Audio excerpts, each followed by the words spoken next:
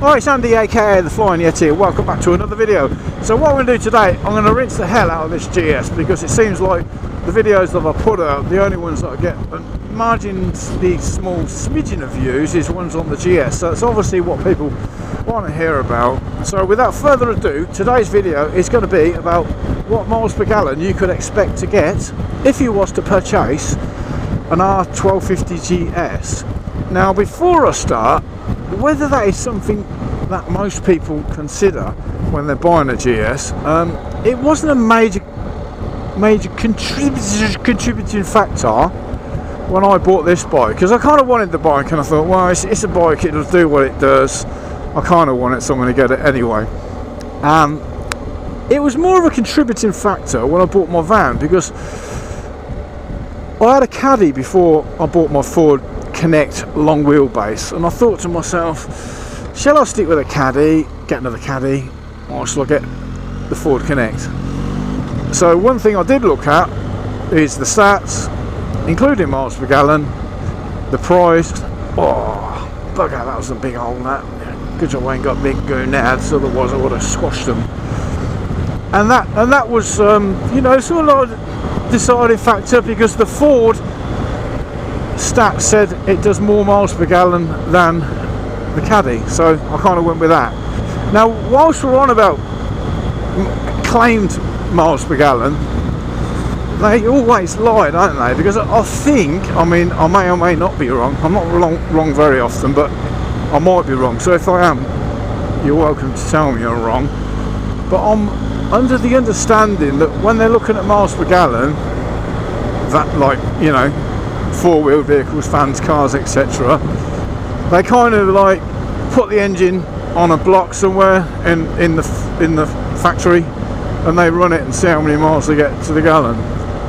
Whereas most people that actually buy a car or a van, they kind of don't want to do that with it. They want to ride it on the road, and you've obviously got factors to, you know, think about when you're riding on the road. You've got like air and stuff. That air's quite like thick and it holds you back, stuff like that. So I can't remember the exact figure that Ford stated that fucking hell, I can't remember the exact figure that Ford stated that the Connect would do to the gallon. It's a 1.5 diesel, in case you're mildly interested. Why would you? But I'm sure it was in the 50s, low 50s, on the combined cycle. Now, I can keep my Ford van in tip-top condition. The tyres are fine, the tyre pressures are fine. It's not laden with like 3 Volkswagen engines in the back, so it's got a very light payload on there. I've got the best fuel, you know, usually Shell, sometimes I put BP in if I'm feeling really flush. I don't use supermarket fuel very often, it's service on time. I'll do everything. Even I'll drive with the windows shut to reduce the drag, and I'm changing gear, really feathering the throttle,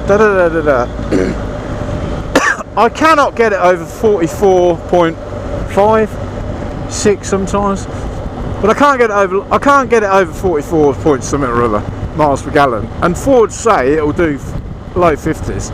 That is a blatant lie. So I don't know how many miles per gallon they state the GS does, and like I said, you might not really even give 2 hoots. I mean, I didn't particularly, but in case you are thinking about buying a GS and you're just kind of wondering, I wonder what miles per gallon it does, because this is GS, it's not a sports bike. Who gives a damn what sports bike does? You buy the sports bike you like, don't you? Get on it, oh look at that sports bike, wow. You don't look at the R1 and think that does 30 to the gallon according to Yamaha. But I looked at BMW and the S1000RR does 32, therefore I'm going to buy the S1000RR. No, you don't think like that. I understand that. So in case you are mildly interested, but however, with a GS it's an adventure bike, so therefore you are more likely to do more miles on one of these. So that might be a factor in your purchasing decision. So without further ado, I've got no idea how many miles per gallon. Let's have a look on the old, there you go, I'm on the right screen, onboard computer. Now all I'm doing is riding around. I've probably done about 60-70 miles, maybe 80 today, and I'm basically toodling around on A roads like this one that I'm just on, kind of minding my own business, not setting the world alight with flying around bends at a million mile an hour. So what I'm saying is, if you if you ride it sensibly like I'm doing now, what have I got on here? 55.3 it's saying on the dash, so I'm averaging 55.3. I'm in road mode at the moment. Whether changing the modes makes much of a difference in miles per gallon, I don't know. I am 6'1", I am quite old and relatively big. It's all muscle, none of it's fat, none of it. Oh, saying that, my head is fat.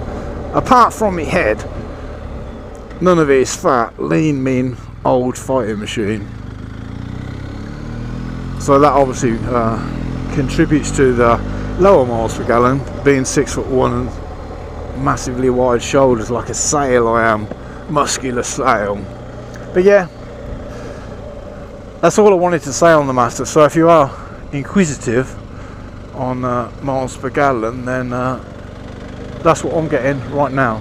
Oh, that's not supermarket fuel, by the way. That's Shell's V-Power. No, it's not the V-Power. It's the normal Shell one. Shell non-V-Power, S-Power, whatever the Shell normal unleaded is. I don't know whether supermarket fuel is making it much less miles per gallon, if at all. I have no idea. I'm just saying, this is what I'll get. You staying there? Yes, you are. Thank you. No response. Just go on, get in your drive. Get in your drive. Oh God. Always waiting for his electric gates to open. How the other half live? Look at these nice houses down there. This is not where I live, by the way. I am common as muck. So I'll keep going until we get to Commonsville. So anyway, if you got to the end of this video, I am applauding you now for getting to the end. Thank you very much, and please consider subscribing. I've got more GS stuff coming. I've got more stuff coming on the R1. I'm going to put a daytime MOT on my R1 as well. I need to turn here, don't I? Oh, sweet. Cheers, buddy. Thank you very much. And then when we're allowed out on bikes, I might even go and fleece all of the BMW range to do some test rides and stick them on the old YouTube, see what's what. Don't expect nothing too epic, because it'll just be me, a general nobody, going around thinking, oh, this is weird, this bike, I like it, I don't like it. One of those sort of reviews. But I think that's what most people want, don't it? It's alright, you know, you look at these views and a lot of them, you know, which are great. But a lot of them will say, oh yes, well, it's got so many pounds-foot of torque, it weighs 200 kilos wet, the seat height is 860 millimeters, you've got rebound and compression damping, adjustable damping, and I'm like, and by that point, I'm thinking to myself, oh, you've got like 3-pot calipers, with a 360mm disc on the front, and I'm like, oh, so what does that mean then? Well, I know what it means, but I can't relate all them numbers and figures to, well, oh yeah, it's got 860mm seat height, that's just going to be perfect for me. No idea. So my reviews are more raw, more crap, to be fair. But it's just like a normal crappy idiot like me going on a bike for the first time and telling you guys what I think about it.